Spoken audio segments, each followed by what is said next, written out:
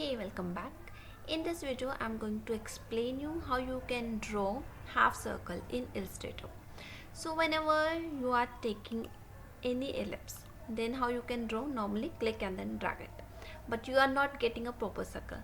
For that you have to press shift button, then you get the circle.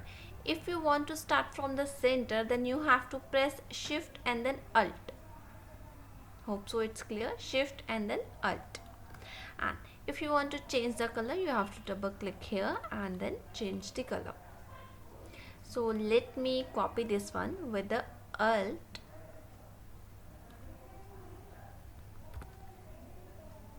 Now here I want only straw, black color.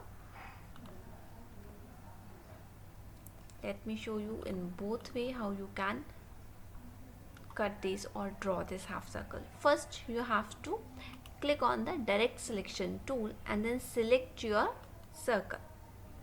Next you have to select any one anchor point which you want to delete. For example, here I am selecting this one and then click on the delete. Let me show you again with this one.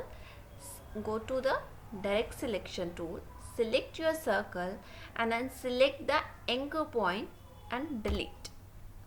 Here you want to join this one, so you have to select your half circle and press Ctrl J. Now you can see.